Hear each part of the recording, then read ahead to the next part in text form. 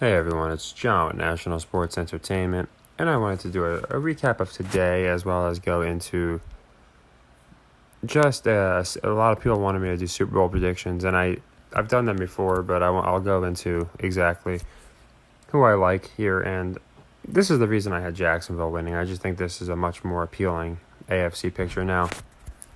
I plugged in Dallas, as you can see, beating the Bucs for a reason. And this is kind of where my logic was when I took the Jags, okay? And I'm going to explain that in a second. But, yeah, so we didn't get the Vikings, which, leg 2 Vikings, which that one, the Giants winning makes a little bit of sense because people are talking about the probability or the possibility of them maybe winding up playing the Bucs. So it could be an interesting dynamic there. And then the Bengals, and that's another case of we knew they were going to win where they're going to cover. And those were always tough. So I know a lot of people ran them in parlays and ran money line parlays, things like that, teased them down. Good job to anyone that did that. But if, like me, you just took the spread, for my next leg, I do like, and I like them a lot. And I'm going to go into it, but it is tomorrow, so I figured I'd give people time to look into the game, as well as just, again, it's just why I think this team has to win. Let's assume the Cowboys win, right, tomorrow's game. Well, now for the next week, we have Cowboys, Niners, Eagles, Giants, and I just think that's too much NFC East. Now, from the beginning of the season, I had a theory the entire NFC East was going to get in the playoffs. I thought the Commanders were going to get in as the 7th seed.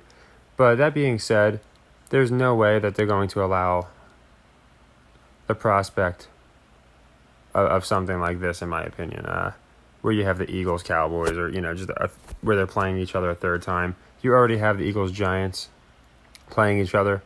So I just don't think you have the Cowboys in it at that point. They're also a perfect team to lose to Tom Brady. And it just makes a much more appealing bracket if you look at it this way now. Now you got the Eagles versus the Giants, and now you got Brady versus his favorite childhood team. To me, that makes much, much more sense than having the Cowboys in there where they might win, and then it makes no sense because now they're playing, and I don't think they would, but now they're playing an NFC East team for the 4th week in a row. We're seeing that in the playoffs. I don't think people want to see that. So for logistic reasons and for a lot of other reasons, I don't think the public's going to be on them. I absolutely love the Tampa Bay Buccaneers tomorrow night. Now, again, since it's narratives, just like with the Bengals, it kind of sucks because we knew they were going to win, but we didn't get the spread. Well, in this case, the Bucs are about plus 120, so the Bucs are going to be getting good odds, and that's one. Just like the Jags. Now, the Jags was again, we made some live bets that were like 10-unit profit, but just like the Jags, the Bucs are going to be getting good odds where to win 3 units, it's going to cost way less than 3 units, or to spend 3 units will win about 4. So I really do like the Bucs in a money line here. Another reason I'm doing this video now, this happened with the Jets versus the Dolphins last week. I always try and tell people this line is most likely going to move. A, because they don't want to pay people out on the money line any more than they have to. And B, because they're just going to want to get as close to even, I think, because they know the Bucs are going to win. So I'm doing this video now because right now the spread's 2.5, whereas and I don't think it's going to move to 3 tomorrow. If anything, I think it's going to move closer to 1.5. So that was the biggest reason I wanted to get this out now, just in case tomorrow it's later and I didn't want to get the video out and the spread's already moved a bit. But yeah, I figured I would just kind of use my road to WrestleMania logic here as far as who's going to win. And I just think this looks like a much more appealing bracket than if we have the Dallas Cowboys beat the Bucs tomorrow. A lot of people know the Tom Brady San Francisco connection, so that'll be very interesting. And I've had them meeting up for a very long time because you got Jimmy G on one side. Now he's not going to be playing most likely, but Tom played Mr. Irrelevant, and it just makes sense. It's his favorite team, and I have San Francisco. Why stop here, right? I have San Francisco doing better than that. I don't think they're going to get bumped by Tom. I know a lot of people do. but nothing's changed since the beginning of the season. I don't know who they're going to go with. I am leaning that they're going to go with the Jimmy G comeback. I could be wrong. Obviously, Brock they'll go with for the division, but by this week, Jimmy would theoretically be back. And if Brock's struggling and they're starting to see signs of weaknesses, I think they're planting seeds. Things like having the receivers do most of the work. The defense is really carrying the team. He's doing well, but it's a lot of yards after catch. I think it makes a lot of sense. You start seeing some cracks, and I think this is our Super Bowl. And I'm going to go deeper into this because I think this has more than one meaning, Bills versus the Niners here. I think it has more than one meaning. I don't think people realize it. It all ties in together. So I thought I'd do this video because if people want to do future bets, this is my exact matchup.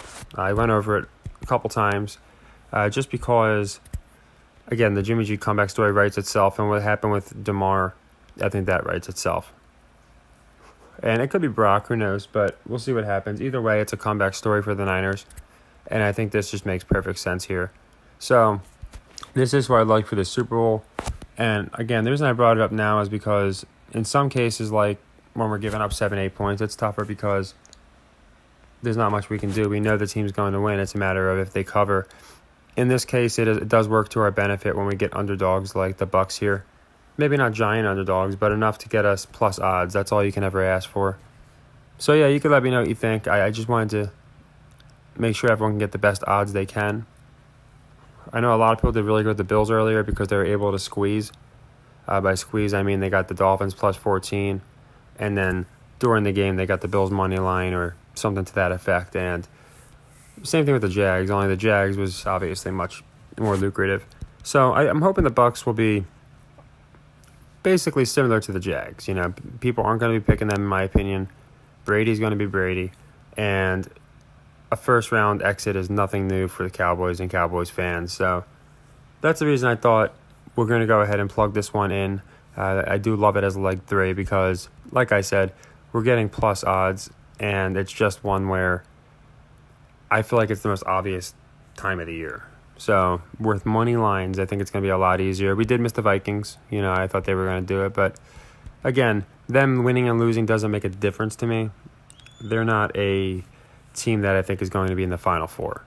Whereas I think Niners, Bucs, Bills, Chiefs just makes perfect sense to be in the Final Four. So knowing that, I would definitely get in on the Bucs before they change to minus or to even. Maybe they don't. But the fact that they're almost a 3-point dog, I think that's a great number to get them at before it were to change. And we'll go into basketball and stuff. Again, we're doing really well just because we're sticking to the simple metrics. And I might start looking into more live action because I don't watch these games that much, but it's pretty, once you start watching it for a few minutes, you can kind of tell if they're slowing a game down, if they're playing for the over or the under. Like you could tell they played for the under in tonight's game. I think the over-under was, I don't know exactly, I think it was 41. I could be wrong. Or it could have been 48. Whatever it was like 1 point under the over-under. And same thing with earlier's game. The Vikings-Giants, I think, was exactly 1 point on the under. So they do that on, it's not an accident when it's like within a point. So I might start watching games more and just seeing if I notice stuff, and then I could put out like a halftime video because some of them just seem obvious. Like yesterday's comeback and today's fake comeback just to get Dolphin fans excited. And they even did it with the Ravens with a little fake comeback at the end. But you can kind of just see the difference. You can see the energy they're playing with, and you can see if they're actually going to come back because they telegraph it before the actual comeback. It's not like they telegraph it while it's happening. They telegraph it way ahead of time with these little hints.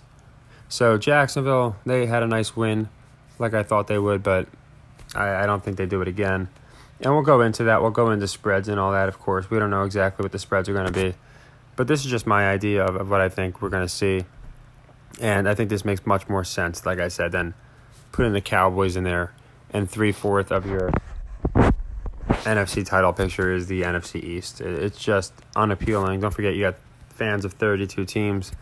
And even though I thought the entire NFC East would get in the playoffs, I thought they'd routinely get knocked out pretty quick as well. So I just don't see them all advancing. They could, but I don't see it. So I'll look into basketball. I know we don't have any day games tomorrow, which is cool. And we got the Monday Night Football game, which, if you've seen my old videos, you'll see why, to me, it's always a pressing issue to get games like this out, because I'm very much big on value. So if I can get 1.2 to 1, before it changes to 1 to 1, I'm going to take that every day of the week. So again, we've had a good playoffs. I think we're right over the target. Spreads are going to be tougher. We're not going to hit every one, but it's all right. All we need to do is hit a split or even close to a split. And with this system, we're going to continue to profit. And most importantly, I think it's just looking out for these narratives, what they're setting up. And I think it's from a mile away. We saw the Bills-Bengals. I mean, that was just one of the most obvious setups in the history of time. And I think they're going the same way here with Brady going up against the Niners. And of course, that can only happen if he wins. So take care, everybody. If you want me to cover any specific game that maybe I forgot about, like basketball or a narrative, just let me know. It'd be interesting. I know a lot of people have been pointing out they've been noticing a lot of threes. And yeah, there have been a lot of threes. And I don't think that's a coincidence either. But yeah, so take care, everybody, and happy earnings.